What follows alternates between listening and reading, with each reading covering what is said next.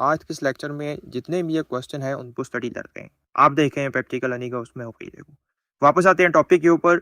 जैसे आप सबको पता है कि जो टैक्स रिटर्न का फॉर्म है वो ओपन हो चुका है और उसके ऊपर अभी जो है वो डिफरेंट तरह की डिस्कशंस हो रही हैं कि उसमें प्रॉब्लम्स हैं, मसले हैं। अब उन्हीं उन्हीं इश्यूज़ को रिजॉल्व करने के लिए हम स्टेप बाय स्टेप जो लेक्चर है वो देख रहे हैं। और आज का जो हमारा टॉपिक है वो विरासती प्रॉपर्टी के ऊपर है कि इनहेरिटेड जो प्रॉपर्टी है वो किस तरीके से आपने रिपोर्ट करनी है।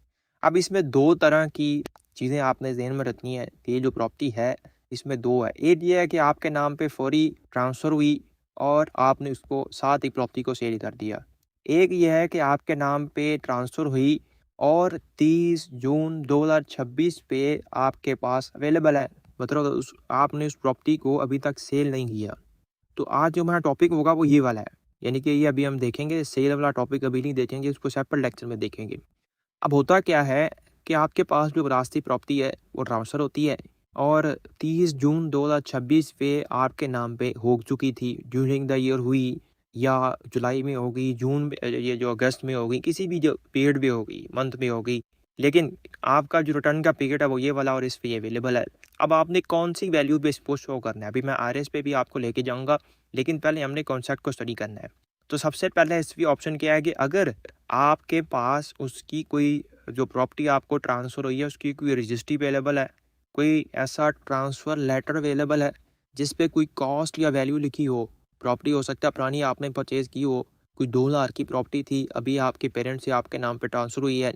तो अगर आपके पास पुरानी रजिस्ट्री वैल्यू अवेलेबल है, ट्रांसफ़र लेटर अवेलेबल है जिस पे कोई कॉस्ट लिखी हुई है, तो फिर आप क्या करेंगे, उसमें से जो आपका शेयर होगा वो आप मेंशन कर देंगे। फॉर एग्जांपल आपकी टोटल जो वैल्यू है, जो उस प्रॉपर्टी की वैल्यू है, लेट्स से वो 10 लाख है और उसमें से जो आपका शेयर होगा वो आप डिवाइड करेंगे और टैक्स रिटर्न में उसको रिपोर्ट कर देंगे। लेट्स से आपका शेयर है कि 4 लाख आपके हिस्से में आया है, तो आप 4 लाख रुपया वहाँ पे टैक्स रिटर्न में रिपोर्ट कर देंगे। मतलब बेस डॉक्यूमेंट क्या है कि रजिस्ट्री या ट्रांसफ़र वैल्यू आपके पास था। लेकिन सम टाइम ये होता है कि ये वैल्यू अवेलेबल ही नहीं होती, आपके पास लेटर ही नहीं होता। फिर आप यह देखें कि जो भी आपके पेरेंट्स हैं, फादर है या मदर है, जिनकी तरफ से भी आपको ट्रांसफ़र हो रही है, क्या आप वो टैक्स रिटर्न फाइल करते थे? अगर वो फाइल करते हैं तो उन्होंने अपनी टैक्स रिटर्न में किस वैल्यू पे ये जो प्रॉपर्टी है वो शो की हुई है। फॉर एग्जांपल उन्होंने भी 10 लाख की शो की हुई है, यानी कि वो रजिस्ट्री तो नहीं है लेकिन वो 10 लाख की वैल्यू शो की हुई है, तो फिर आप उस वैल्यू को रिमूव कर लें। लेकिन ये रिकमेंडेड वे इसलिए नहीं है कि कोई क्वेश्चन आएगा, को ये पूछा जा सकता है कि आप ये बताएं कि ये वैल्यू कहाँ से ली है। लेकिन अगर फॉर एग्जांपल आपको ये क्लियर नहीं है कि आपके फादर ने या मदर ने अपनी टैक्स रिटर्न में ये कहाँ से वैल्यू दी है, तो फिर आपने साबित भी करना है कि ये वैल्यू इतनी बनती है। तो ज़ाहिर बात है वो उन्होंने रजिस्ट्री वैल्यू से लिखी होगी या पहले ज़माने में वो ऐसी रिटर्निंग फाइल हो जाती थी आज से कोई 5-6 साल 10 साल पहले, तो क्या वो हवा में कोई फिगर लिखी हुई है, तो आपने जो भी लिखना है वो साबित करना पड़ेगा। ज़ाहिर बात है डॉक्यूमेंट होगा, तो पहला डॉक्यूमेंट अगर अवेलेबल है तो ज़्यादा ओके है। दूसरा ये है कि अगर आपको लगता है कि आप साबित कर सकते हैं तो आप ये दूसरी ऑप्शन यूज़ करें। तीसरी ऑप्शन क्या है कि जब प्रॉपर्टी आपके नाम पे ट्रांसफ़र होती है तो कुछ ट्रांसफ़र फ़ी पे की जाती है, जो कि थोड़ी बहुत फ़ीस होती है। इसमें जो 236 सी का या के का जो टैक्स है ना, आपके नाम पे जब ट्रांसफ़र होता है उसकी मैं बात नहीं करता, क्योंकि सी का भी पे होता है, के का भी पे होता है। ये आपके लिए क्या होता है, एडजस्टेबल टैक्स है, ये कॉस्ट का पार्ट नहीं होता। इसके अलावा जो फ़ी आपने पे की है, फॉर एग्जांपल तो आपने पे की है 50,000 की, फिर आप क्या करेंगे, उस प्रॉपर्टी को ट्रांसफ़र करते हुए जो फ़ी पे हुई है टैक्स के अलावा, यानी कि 236 के का जो टैक्स है उसके अलावा जो 50,000 की फ़ी है वो आप क्या करेंगे, उस वैल्यू पे आप रिपोर्ट कर देंगे अगर आपके पास की वैल्यू रिपोर्ट नहीं है। लेकिन अगर आपके पास 10 लाख यानी कि 4 लाख अवेलेबल है, यानी कि रजिस्ट्री वैल्यू पे जो आपका शेयर है रजिस्ट्री के मुताबिक वो वैल्यू अवेलेबल है, प्लस ट्रांसफ़र के कुछ खर्चे आए हैं, तो फिर आप क्या करेंगे, 4,50,000 पे रिपोर्ट करेंगे, क्योंकि 4 लाख तो रजिस्ट्री से लिया आपने, बाकी 50,000 आपने भी पे किया, तो 4,50,000 की आपकी वैल्यू रिपोर्ट हो जाएगी।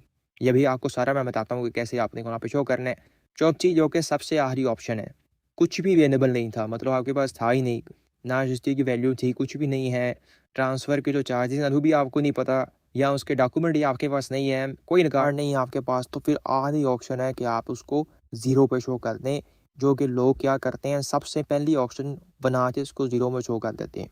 तो ये गलत इस वजह से हो जाता है कि भाई ये बाद में जब आप प्रॉपर्टी बेचेंगे तो आपने इसके ऊपर जितना भी प्रॉफिट होगा, sale minus cost is equal to profit capital gain, तो उसके ऊपर आपने 15% टैक्स देना है।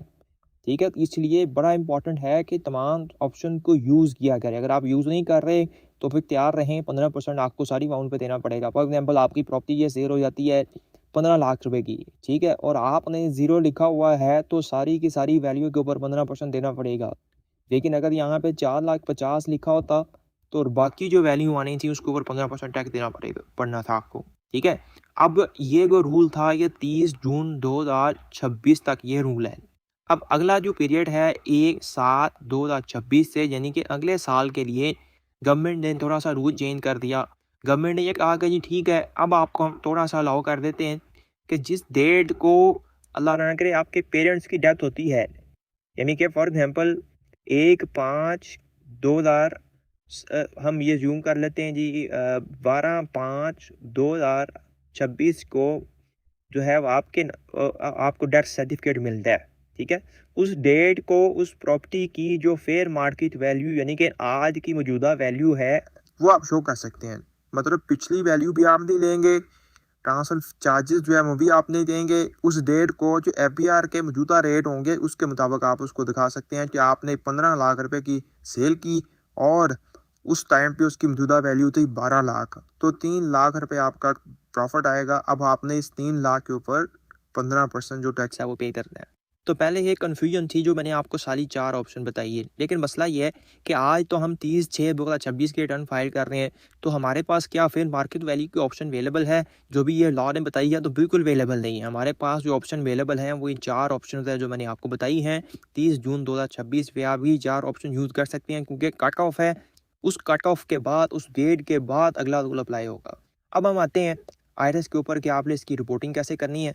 आपने सिंपल क्या करना है, जो पर्सनल एसेट है वहाँ पे जाएं, वहाँ पे जाके आपने ये लिखा हुआ है जो लेट्स से मैंने ये प्रॉपर्टी यहाँ पे ऐड की है, तो यहाँ पे आप सारी डिटेल मेंशन कर देंगे कि रेजिडेंशियल प्रॉपर्टी है, ओपन प्लॉट है और एक्विजिशन डेट, ये बड़ा इंपॉर्टेंट है। अब इसमें 2 चीज़ें आती हैं जो मैं थोड़ा सा यहाँ पे आपको मज़ीद एक्सप्लेन कर दूँ कि ओरिजिनल जो प्रॉपर्टी थी आपके फादर ने या मदर ने प्रॉपर्टी जो परचेज़ की वो फॉर एग्जाम्पल परचेज़ की थी 2001 में, ठीक है, और आपको ट्रांसफ़र तो कब हो रही है 2026 में। अब सवाल ये है कि मैंने जनाब एक्विजिशन डेट कौन सी देनी है कैपिटल गेन के लिए। जैसे आप सबको पता है, थोड़ा सा मज़ीद ये मैं एक कॉन्सेप्ट आपको बता देता हूँ कि 30/6/2024 से पीछे पीछे क्या होता था कि अगर प्रॉपर्टी 6 साल के बाद बिक रही है तो जितना भी प्रॉफिट है उसके ऊपर 0% टैक्स था। फिर क्या हुआ, यहाँ पे 1/7/2024 से नया रूल आ गया।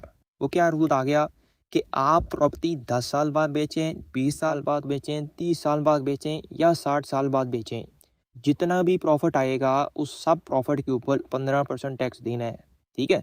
मतलब 30/6/2024 से पहले पहले अगर 6 साल के बाद बेचते थे तो 0% टैक्स था, कोई टैक्स नहीं था। अब उन्होंने वो पीरियड जो था वो ईयर की जो एग्जम्पशन थे वो ख़त्म कर दी है कि आप जब मर्जी बेचें आपने मुझे 15% प्रॉफिट पे टैक्स देना ही देना है। अब यहाँ पे प्रॉपर्टी अगर 1 करोड़ की लीजिए 10 करोड़ की बेच दी और 6 साल के बाद बेच रहे हैं तो 9 करोड़ के ऊपर कोई टैक्स नहीं होता था, सारा प्रॉफिट आपका एग्जम्प्ट होता था, लीगल होता था, वाइड मनी है। अब ऐसा नहीं है, अब 1 जुलाई के बाद जब मर्जी बेचें जितना प्रॉफिट आएगा आपने टैक्स देना है। अब हमारा पीरियड कौन सा आ गया 2026, वो कौन सा आ गया 1 जुलाई के बाद, ये वाला पीरियड आ गया। मतलब अब जितना भी प्रॉफिट होगा उसके ऊपर कितना हम टैक्स देंगे, 15% टैक्स देंगे, ठीक है। अब हमारे पीरियड में तो ये आ गया, अब ये रूल आ गया, हमने फॉलो भी करना है, ठीक है। इसी वजह से अब सवाल ये है कि जी एक्विजिशन डेट कौन सी लेनी है।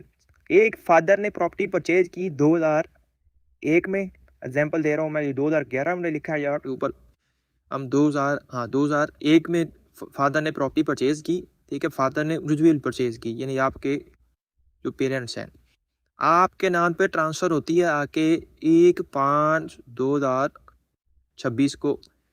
तो एक्विजिशन डेट कौन सी है, क्या ये वाली डेट आएगी या ये वाली आएगी? बड़ा इंपॉर्टेंट पॉइंट है। अगर आप 2001 वाली डेट लेंगे ये वाली, तो फिर इसका मतलब 2001 में प्रॉपर्टी ली गई और अभी आप 2026 में बेचेंगे तो 6 साल के बाद बेच रहे हैं तो टैक्स क्या हो जाएगा 0%। यहाँ पे अभी आपको तकलीफ होगी कि मुझे कुछ दे ही नहीं रहे, ये पैसे अपनी रिटर्न में ले रहे हैं, मुझे कुछ दे ही नहीं रहे, क्योंकि जहाँ पे प्रॉफिट होगा अभी आपको तकलीफ होगी। वो इन्वेस्टिगेट करेंगे, वो कहेंगे दिखाइए डॉक्यूमेंट दिखाएं आपने प्रॉपर्टी बेची है, मुझे टैक्स आपने दिया नहीं है, कैपिटल गेन टैक्स।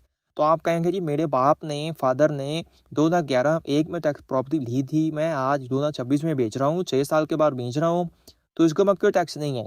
तो यहाँ पे जो रूल है, लॉ है, वो साइलेंट है, कोई क्लियर नहीं है। इसमें कोई एक दो सुनने में यही है जो है वो कोई ऑर्डर आए हुए हैं, कोर्ट के पास हुए हैं, कोई जजमेंट, लेकिन मेरे पास नहीं है। आपके पास हो तो आप लाजमी शेयर कीजिएगा। कुछ जगह पे डिस्कशन हो रही थी इस टॉपिक पे कि जब कोई प्रॉपर्टी परचेज की गई है वही प्रॉपर्टी और फैमिली में डिवाइड हो रही है, तो प्रॉपर्टी की एक्विजिशन तो वही होनी चाहिए, तो टैक्स भी नहीं होना चाहिए क्योंकि 6 साल के बाद बिक रहा है। लेकिन ये लॉ यहाँ पे साइलेंट है। वो ये कहता है जब आप ओनर बने हैं, आपके लिए एक्विजिशन डेट कौन सी होगी? जब आप मालिक बने, और उसके बाद अगर आप बेचेंगे तो फिर इसके ऊपर टैक्स आपको देना पड़ेगा, और इसी डेट के ऊपर ही टैक्स चार्ज किया जाता है। अब आप देखें, आपने 1/5/2026 को प्रॉपर्टी परचेज की और आप आके 12/5/2026 को बेच लेते हैं, तो जितना प्रॉफिट आपका होगा वो सारे का सारा क्या हो जाएगा?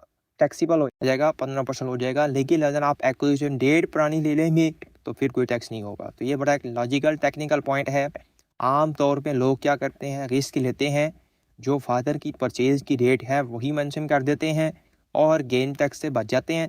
फ्यूचर में कभी एफबीआर पूछता है और वो साबित ना कर सकें तो फिर वहाँ पर टैक्स दे दिया जाता है। अब आपके पास दोनों ऑप्शन अवेलेबल है, आप पुरानी डेट भी शो कर दें, नहीं भी कर सकते हैं, लेकिन ज़हन में रखें कि अगर पुरानी डेट शो की जाएगी तो एफबीआर आपको छोड़ेगा नहीं, चेक करेगा, और अगर टैक्स बनता हुआ तो आपको देना पड़ेगा। सिर्फ फ़र्क ये होगा कि आज की डेट में आप टैक्स कम देंगे, लेकिन इन फ्यूचर आपको देना पड़ेगा, और प्लस आपसे डिफ़ॉल्ट चार्ज भी दिया जाएगा।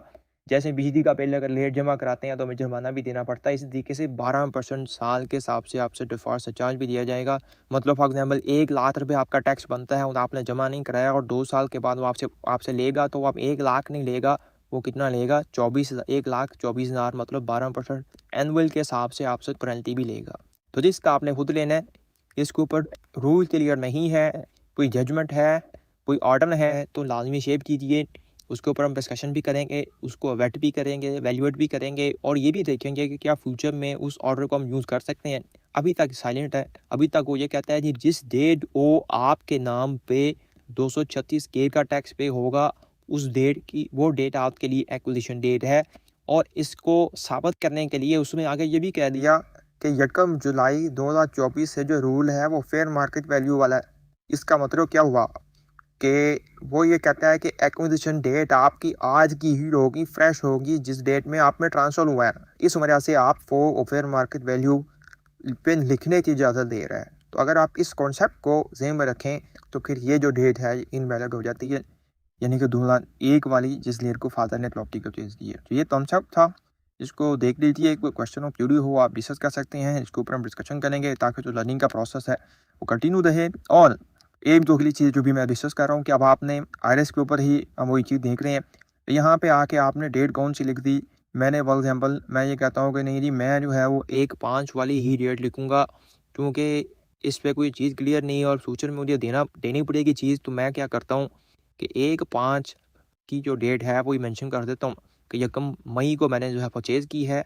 इसकी जो वैल्यू है वो मैं ये कहता हूँ 4.5 लाख है, एग्जांपल दे रहा हूँ, और इसको आप अपडेट कर दे, ये वैल्यू आ जाएगी। अब आपने रिकंसिलिएशन ऑफ 65 में जाना है, वहाँ पे आके ये लिखा हुआ है इनहेरिटेंस, ठीक है, ये बड़ा क्लियर मेंशन है। तो यहाँ पे आके आप क्या करेंगे, इस वैल्यू को, पहले मैंने 5 लाख लिखा हुआ था, तो अब आप क्या करें, इस वैल्यू को अपडेट कर दें और इस वैल्यू को मेंशन कर दें कि अब आपकी 4 लाख की वैल्यू है।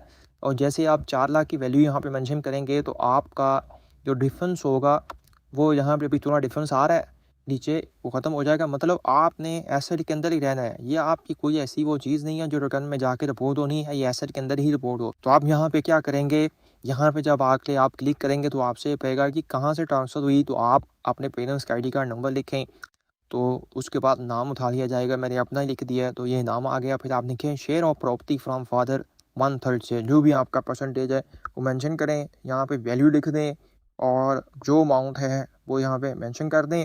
तो आपका जो रिकंसिलिएशन का डिफरेंस है वो नीचे अनरिकंसाइल्ड अमाउंट 0 ही होगी। मतलब ये हुआ कि ये वेल्थ के अंदर ही ऐड होगी, वेल्थ के अंदर ही इसकी एंट्री होगी, ये यहाँ पे जाके ऊपर तई पे नहीं होनी। हाँ, अगर प्रॉपर्टी सेल होगी तो फिर कैपिटल गेन टैक्स भी आएगा, जो कि अगले लेक्चर में स्टडी